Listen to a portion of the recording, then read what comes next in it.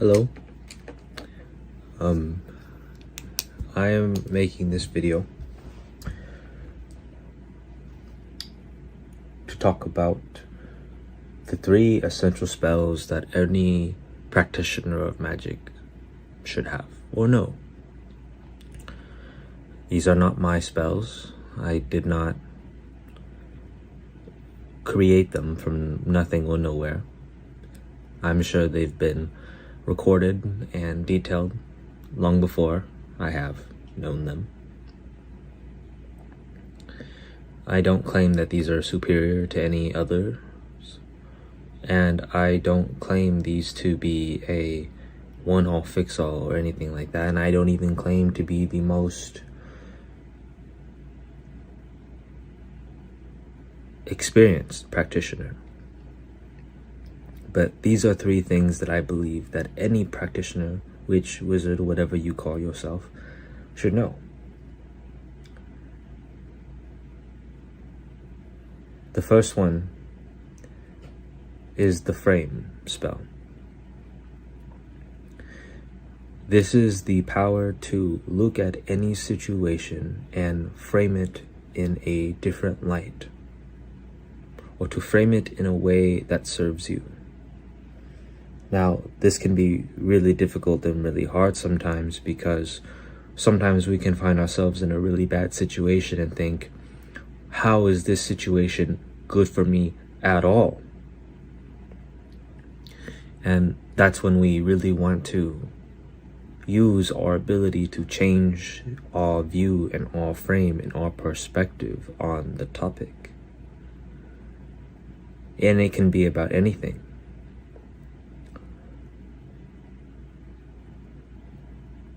We can say, why am I in this bad relationship? Or why am I at this job that I don't like? Or why am I at, or doing all these things that don't align with me or who I am?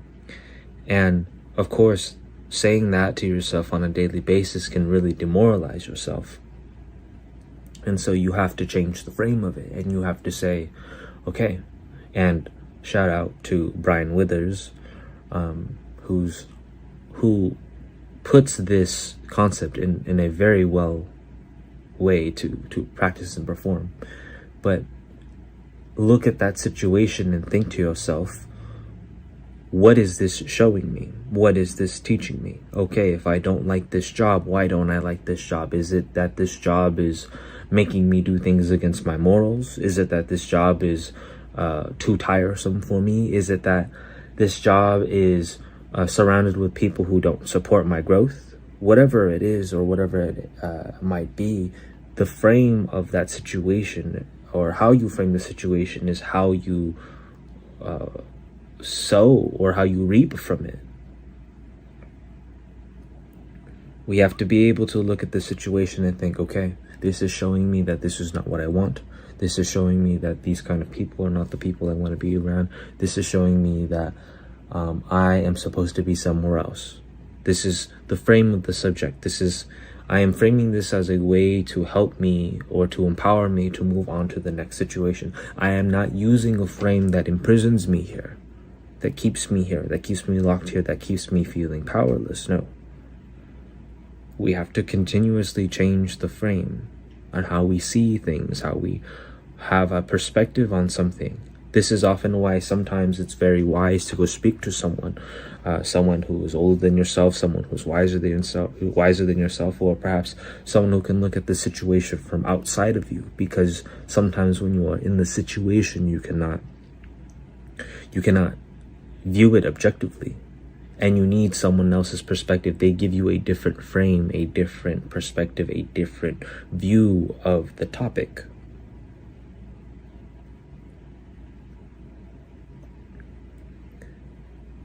But it's important for you to be able to look at the things in your life that you don't like, or the things that aren't necessarily going for you, and that you frame them in a way that works for you. You frame them in a way that empowers you. You frame them in a way that moves you forward. Not I'm stuck here at this dead-end job forever. No. I'm here, and this job is giving me the resources I need to accomplish the things that I wish to accomplish. And then it is.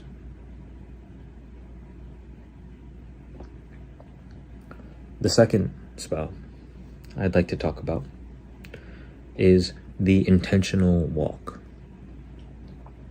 You'd be surprised at the miracles and the realization and the peace that comes from going on an intentional walk. And I know that if there are people listening to this, they may think, that's ridiculous. I don't need to do that. And so then I say, I challenge you. Go for a walk. If it's so easy, go do it. Go see if it does anything. And come back and tell me. And perhaps the first one won't do anything for you. I say that entirely. Just like going to the gym for one time won't really do much for you. And because the intentional walk spell can be a hard spell to do for some people, here's what I recommend. A lot of people are not comfortable with the silence yet. So if you are walking and you want to listen to some music, please do so. I recommend that you don't listen to any music with lyrics. Just listen to something to walk to. Lo-fi is great for this. Beats are great for this. Just something simple. Nothing too energetic, nothing too slow. Just something to keep pace and just walk. I recommend walking for anywhere from about 15 to 45 minutes anyways, or any days. 40 minutes is really the prime spot, but you can make great progress with just 15 minutes, not only for your health, your physical health, but for your spiritual health as well. Especially if during this time, if it's nice outside, it's especially amazing for you. It's literally, as I say, literally rejuvenating yourself with the natural energy of the world. The intentional walk, yes, go for a walk. And if you cannot do it with the sound of nature, do it with some music, some headphones. And if you, after that, just go for a walk and just sit in silence as you go for this walk. Take about 15-20 minutes and just go. And like the wind, let whatever thoughts come to you, and let whatever thoughts go away. And if they sit with you, then sit with them and just think of them and walk. There is a special kind of mechanism or magic that is at work when you are just walking, because walking doesn't take a lot of thinking, but it's something that engages the body. And sometimes the body can be our worst enemies. The body can scare us. The body can act against the mind or the spirit or the soul. So when we are engaging our body and doing something else, it's more or less distracting the body, and so that we can have a clearer connection with the mind, a clear connection with what we want to do, or a clear connection with our thoughts, really. There are so many times where this is why exercise is so important for you, because there's so many times where if you are inactive for a long time, your mental health can decay. And so I'm not saying that everybody needs to go be a bodybuilder or anything like that, but the intentional walk spell is just fantastic overall for physical health, mental health, spiritual health. And really it is one of the precursors to the next spell, which is what we'll call 2B, or let the intentional walk be the 2A spell, and the next 2B spell is the meditation spell. And now there are many different ways to meditate. Many different ways. We have to find the one that works for you. The one that worked for me was not the one sitting there Om chanting. That was not the one that worked for me. It was too low stimulating for me. Rather, what I would do is I would find a nice spot to sit, close my eyes, and you should practice intentionally closing your eyes. Actually, that's another spell I'll talk about another day. But close your eyes and just listen to the sounds around you. Point them out. Do you hear the wind? Do you hear the wind brushing through the leaves? Do you hear traffic? Do you hear the cars driving on the gravel?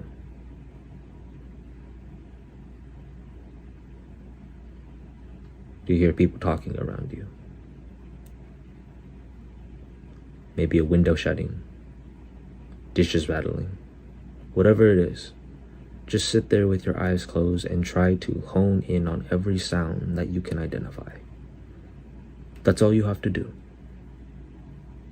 And if you get lost, just go back and do it again. Identify what sounds you can hear. That's it. All you have to do is sit there with your eyes closed and do that. And some people might say, oh, that doesn't do anything. Well, give it a shot. Try it. If all these spells are so easy, then just do it. Right? These are foundational spells, but the foundations are often the hardest to master. Right?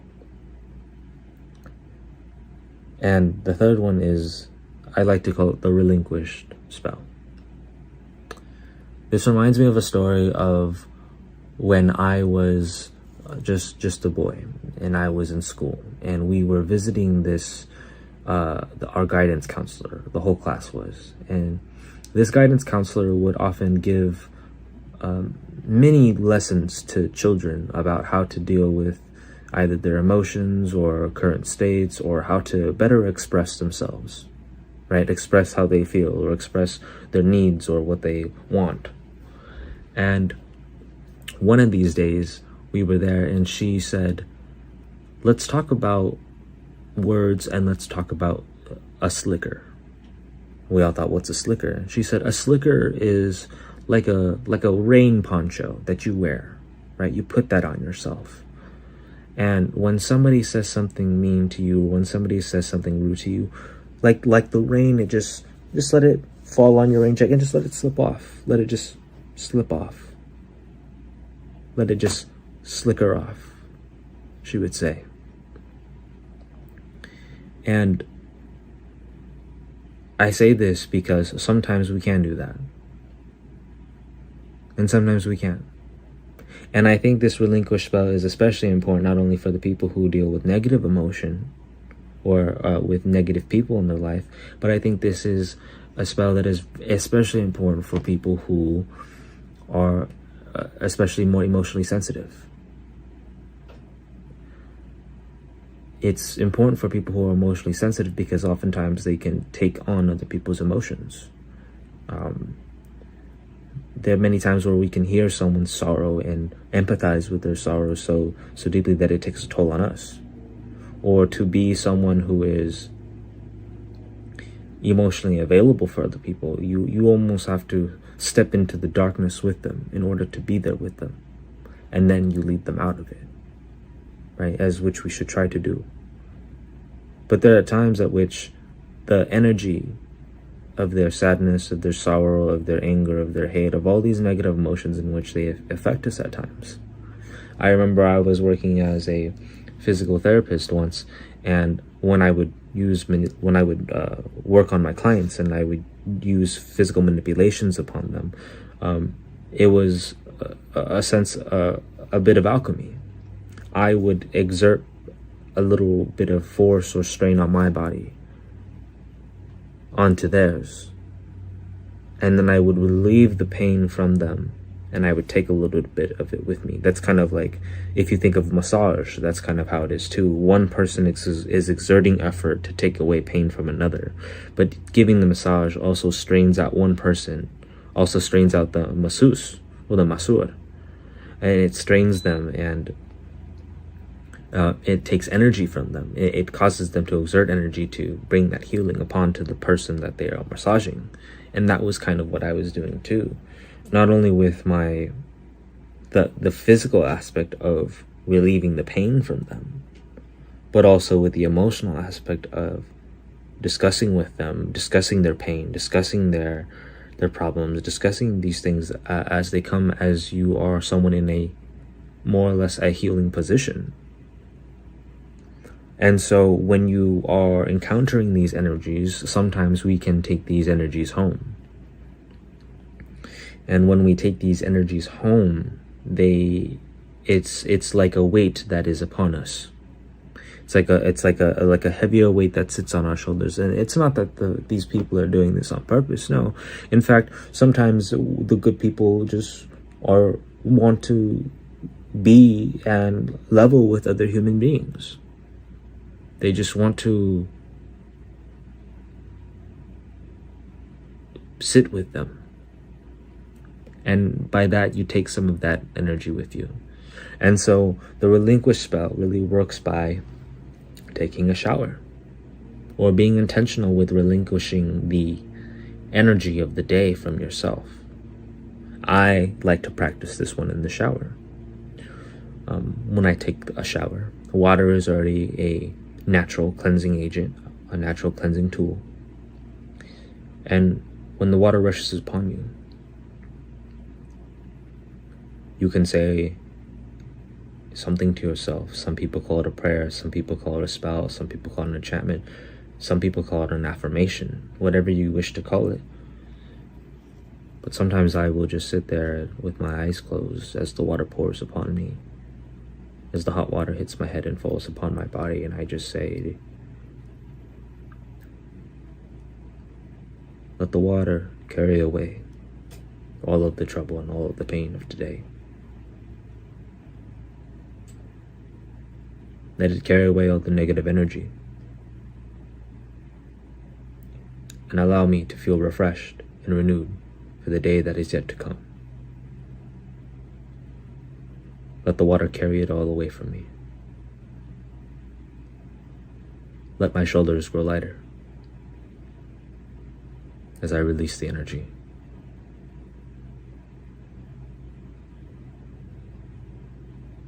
And then just allow the water to bring it away. Do you need the water to do this? No. But it's helpful. It's really helpful, especially when you're just practicing, especially when you're new to this.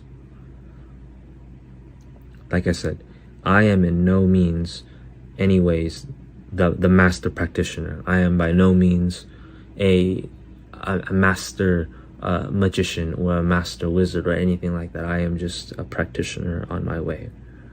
And I think these are very foundational spells that I think any wizard, witch, practitioner should use, or should at least be aware of. And if there are any that you have, please share them with me. Please share them below. I'd love to listen, and I'd love to learn from them. I'd love to learn from each other. I really would. Especially in this community, because this community is so precious and so small and almost hidden. It is a community that is a shadow of a society. A shadow of society. Thank you.